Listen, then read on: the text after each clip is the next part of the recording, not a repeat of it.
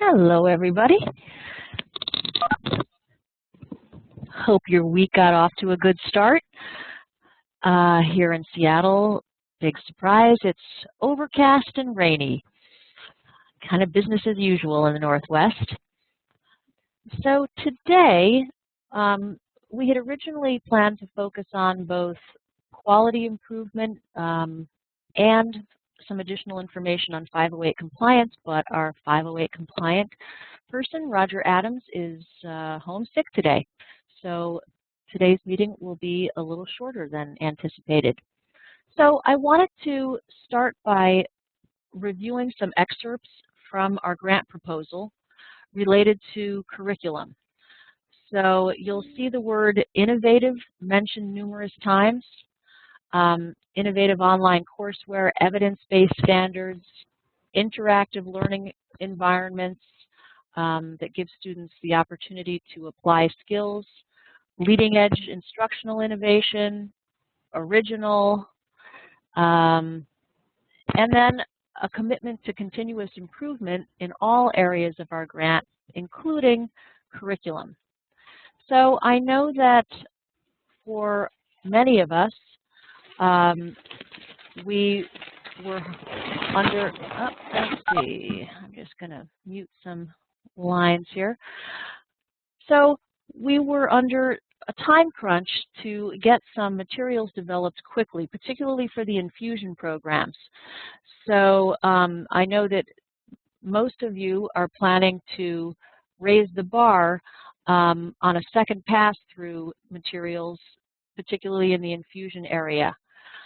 So we wanted to talk about what quality improvement looks like, and Brooke is going to show you some examples.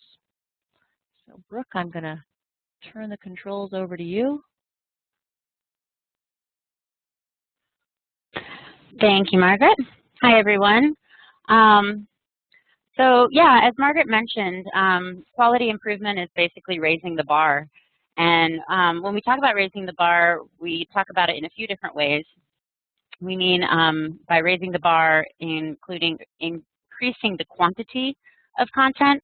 So some of you have mentioned that, now you're infusing lightly, but then for the second iteration, you'll be infusing more health IT content into your programs. Or that might just mean you have the same amount of infusion, but you include more activities, more assessment options. So just increasing the overall quantity of the content. We also mean by raising the bar, improving the quality of the content. And I'm going to show you what we mean by this using a few examples from some curriculum that's already been developed by some of the member college curriculum specialists. And then we're going to talk a little bit about the feedback loop, so this whole quality improvement process and what are the next steps moving forward for each of you. So one aspect of quality improvement is assessment. So we like to try to take assessment to the next level. A lot of you will notice questions such as this one from the ONC. This question is assessing HIPAA and privacy and security rights. And I just want to show you what taking an assessment question such as this one to the next level would look like. And this actually comes from Vivian's curriculum. So thank you, Vivian. And here's what she's done with this question.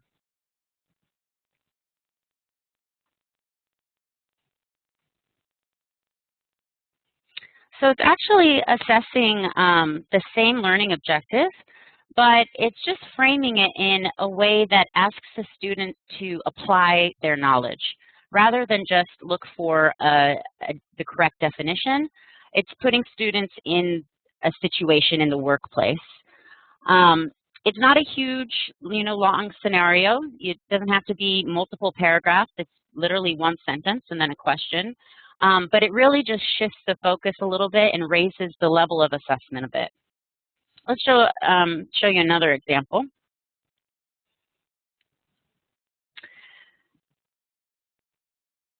So here's another assessment question. This is pulled from the ONC as well. I'm not really sure why they say a computer is a person who computes. It could be an incorrect answer, or if someone could explain why a person who computes is a computer, then maybe could shed some light to that. But what Matt Beal did actually with this assessment question is he raised the bar a bit and turned it into kind of a more project-based assessment.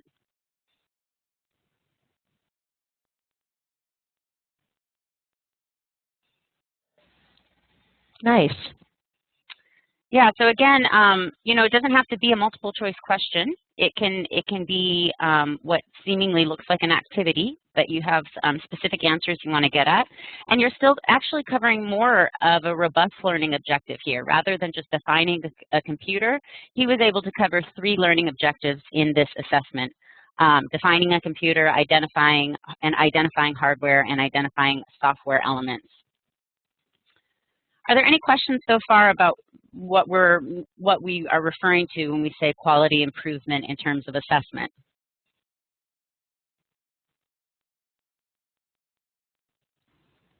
No? I can't. Wait, Brooke? Oh yeah, I see your hand. You're at the bottom of my list, Vivian, so you're covered. All right. Yeah, okay. Vivian? I really like this question because I feel like it does that. It involves the student. It takes it away from the rote memory and all that. Mm-hmm. But I need to understand how you can put this in a multiple choice kind of on an online situation. How do you assess it? If you were using this solely for online? Yes. Well, I think with online courses, and correct me if I'm wrong, I know a lot of you have taught many more online courses than I have, seeing how I've taught 0. But you can have open answer questions, right, as long as you have criteria for what a correct answer is. Is this correct? Yes, short answer questions. Yeah, it can be kind of difficult, though, because if a student doesn't use exactly the right words, doesn't detect it. Yeah, depending, I don't know, that's just in Blackboard. But I also thought of my own answer while I was asking you the question. Let's hear it. Because you could give a list of types of things. Well, maybe Matt can help me with this. But could you give a list of what kinds of components would be part of the of a desktop, and then just have them choose? Select. Would that actually fit this, or is that taking it back a step? Well, no, I think you're right. I think looking to what Matt said, yeah, the instructor would be able to review students' responses if you did want to leave it open. But Vivian, in your case, if you wanted to make it a multiple choice, I don't see why you couldn't provide the hardware and software elements to the student, as you're saying. And then, okay, with a budget of 1,000, what would be possible? If a budget of 2,000, what would be possible? Matt, does that seem like that would work? Or he's saying you could do a software hardware matching game like Farm Tech example from our last webinar. Yep, and that's true as well. So you could expand this to do that. Okay. And there's one other option that's kind of in between these. Wow, let me see where that noise is coming from. I think someone's playing my head? a toy piano. So something that I've done in the past is. Wow. Okay. I think it's am I allowed to mute? I think it's coming from Bonnie. Thank you, Bonnie. There we go. I just muted. So what I've done in the past is I've created short answer questions. The downside is that the instructor actually has to review each student's answer. But what I did is I put auto responses in so that although they had to review the student responses in order to grade it, they didn't have to provide feedback on every single one. So I would give sample answer, an ideal answer, and then the student would receive that automatically after they submitted their response. Does that make sense? Okay. Yes, that would work. Okay, thank you. Yeah, good question. And again, this type of assessment that Matt's created isn't something that you would necessarily use on a challenge exam, but it's just more it's more project-based, so it allows students to apply their knowledge more than, say, a multiple choice question might. Although, Vivian, you created some great multiple choice questions that also require students to do that, so that's excellent. So next we're going to take a look at activities and how to raise the bar on those in terms of quality. And many of you, if not all of you, have probably had an email from me talking about this concept of active learning activity. And you can find the definition of it in the HEW Course Material Standards document on the website. But basically, an active learning activity is just something that takes pushes students to apply their knowledge beyond just reading and responding to questions. So if you think of an active learning activity, think about how are students going to use this knowledge in the workplace, and what kind of activity could I create that provides an opportunity for them to do that. So we're going to take a look at some examples of a not so active learning activity.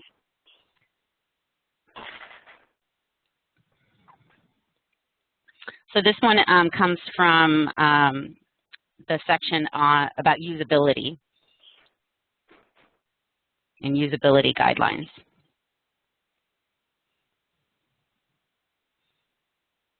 Okay, so here students just go to a website, they read about usability, and then they answer some questions. But do they really know how to apply the concept of usability in the workplace after doing this activity? And my guess is probably not. So what, again, I believe this comes from Vivian's curriculum. What Vivian has done is taken the same concept of usability, but turned it into an active learning activity. And she provided more pictures in her curriculum, but I just pulled out a couple of examples.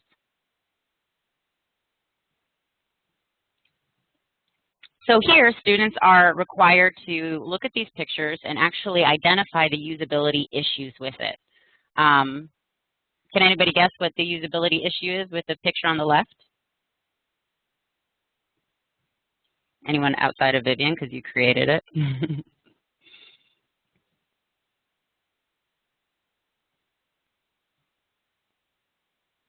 Yes, Emily, correct. Yeah, the arrows pointing to men and women are kind of in opposite directions than the pictures of the woman and the man. How about the picture on the right? Any usability issues?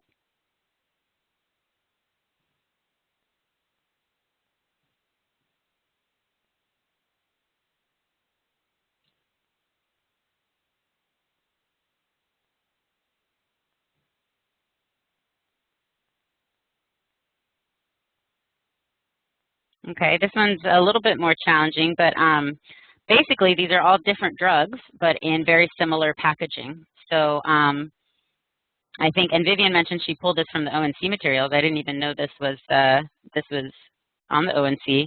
But yeah, and also Margaret, the strength of the solution is not highlighted. So in this particular activity, I think Vivian had a video of the Quaid twins and how they were given blood thinner in the dosage that would be used for an adult rather than a child, because the labels were not marked clearly. So this kind of showed how usability affects patients in the healthcare system.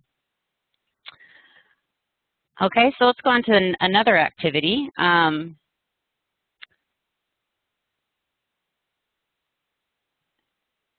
So this is about requirements document.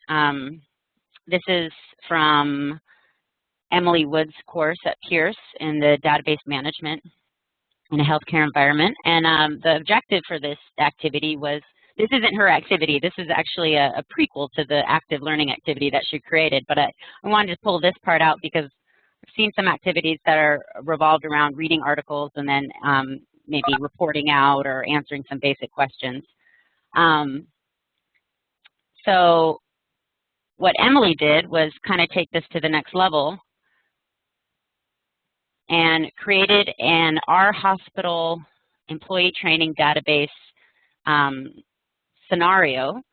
But I'm going to let Emily explain. It's actually quite complex, and it's a really interesting activity for its consistency in the course and in the program. But I'm going to let Emily Wood explain a little bit more about what this activity is and how it was designed. Emily? Sure. Can you hear me? Yeah, I think we can. My audio is working. Yep. Okay. Okay. So yeah, the Our Hospital employee training database. Really, what that is it's a project that builds throughout the entire course. So this is from the Database Management Systems course, and what the computer science department at my school typically does is they have these kind of big comprehensive projects. They're almost like portfolios, but students work on the different parts, the different steps that they would need to do to create an actual product. In this case, it's an employee training database.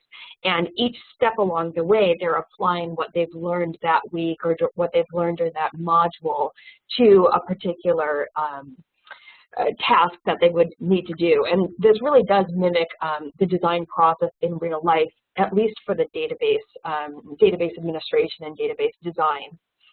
So the scenario is that they're kind of new on the job, and they have to create an employee training database, and they're given some information. But this is one of the first steps, and they have to gather requirements. So they have to apply what they have learned about what questions to ask, what system requirements they need to know about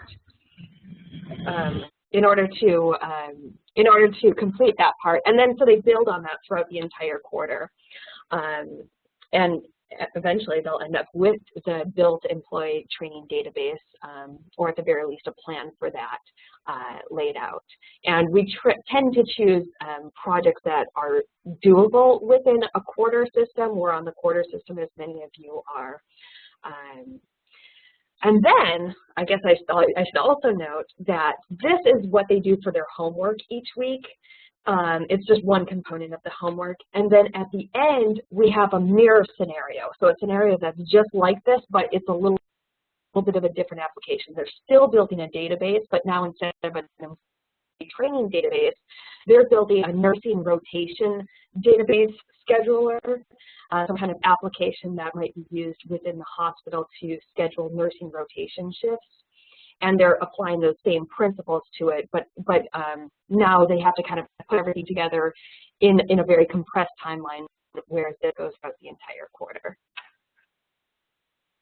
Awesome. Thank you, Emily. Yeah, does anybody have questions for Emily? Thank you for sharing. I also think with the last part that you mentioned, Emily, is that there have feedback on how to make it better.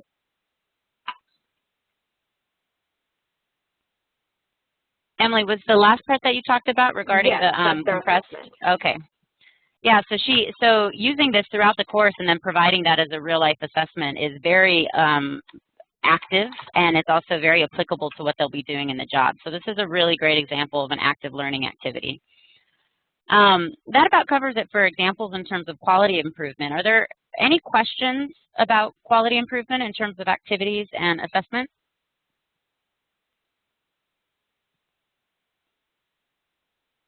Okay. So, oh, Emily?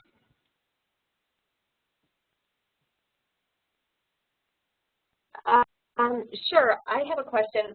So I know for the infusion, we're on a pretty compressed timeline, and we're going to start with our infused materials in fall. I just got word that our budget revision was extended or was approved so that my contract can be extended, but I guess the question is, who's going to be improving this after we get a chance for it to be piloted live in a classroom? What does that look like, and what are other institutions doing? That's a great question. So I'll answer that in the next couple of slides. So thank you for bringing that up. So ideally, quality improvement requires a feedback loop. So you have time to implement your curriculum, you gather feedback from students, faculty, admin, industry if possible, and then based on that feedback, you make the appropriate revisions. Now, as Emily mentioned, some of you are currently implementing. However, some of you won't be implementing until either at the very end of your contract or maybe even after your contract. So for the next steps forward for each of you, everyone needs to finalize their first iteration, and that's what we've been doing for the past 5 or 6 months, the back and forth that you've had with me. I'm sure you're tired of receiving emails from me. So you need to finalize your first iteration in terms of content with me, and then also in terms of 508 compliance with Roger. And we're asking that the first iterations are 508 compliant so that as you start to make revisions, you don't need to then go back and make everything 508 compliant afterwards. Emily, do you have another question, or is that your hand from previously?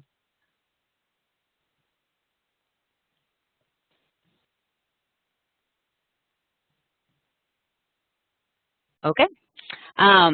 So that's the first iteration, which you all are in the process of doing. Now, some of you are currently implementing, and as well, while you're implementing, you are getting feedback from students and faculty. Matt, I know that you've set up a kind of dual curriculum system on your Canvas where you have one that's being implemented and then you're adding revisions to another one. That's a great idea. And so for those of you who are implementing, you should be getting feedback from your students, from faculty, and if possible, admin and industry, depending on your college, and using that feedback then to revise the curriculum for the second iteration. However, some of you are not yet implementing and might not be until after your contract is up. So in that case, we still need to show quality improvement as we promised in the grant.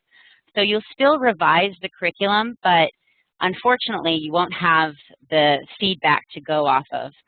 More so, you'll have feedback from myself, possibly from Nicole, Margaret, Michelle, in terms of how to raise the bar in the quality of activities and quality of assessment questions. So after your first iteration is finalized, and if you're not implementing it, we'll provide feedback on where we think this could be stepped up a notch. And we're more than happy to bounce ideas around and help you out with creating those activities. For me, that's the best part of curriculum development, is getting into the creative aspect and improving activities and assessment. So we're here to help you if you want. And that's it. That's the general overall process. Are there any questions?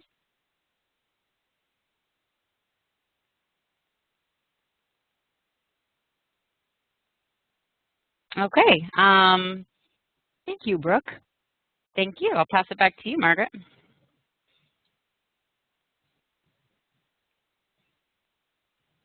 And thank you, Vivian, Matt, and Emily, for the excellent examples that you gave us so we could share with everybody. 508 compliance documents, we will be sending those out next week. The remaining documents that'll cover PowerPoints and PDFs. You've already received a 508 compliance document on Word docs. And the next webinar will be going over selected points from how to format tables and how to make your PowerPoint documents 508 compliant. So if you have any questions about 508 compliance, you can email us anytime, or as I mentioned, we'll be discussing that more during our next webinar.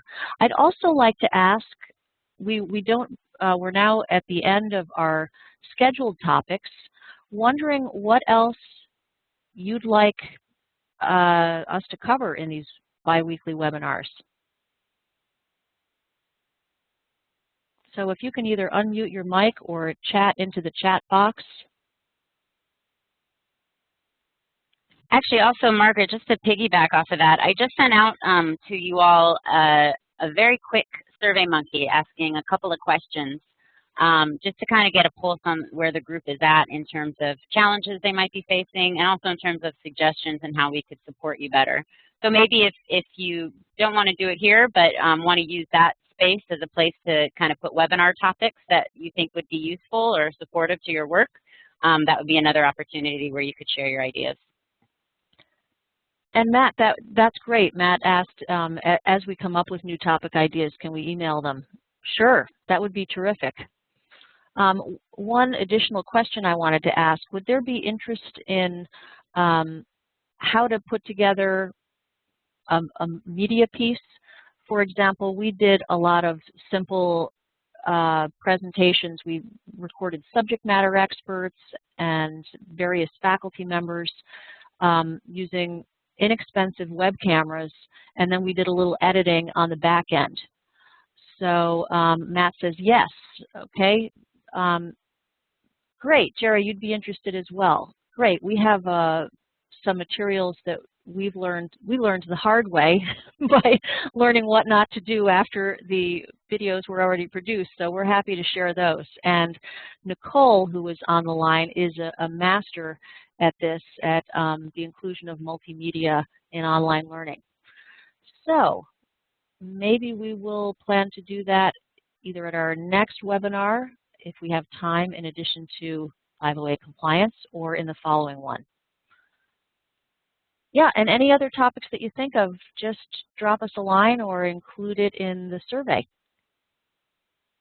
Anything else? Any other questions or comments on anything? It's really fun to see all of these materials start to take shape and see the creativity and effort that's gone into them. So thank you all. All right. Well, we will see you again online in a couple of weeks. Take care. Bye-bye. Thank you very much. Thanks, Bye. everyone.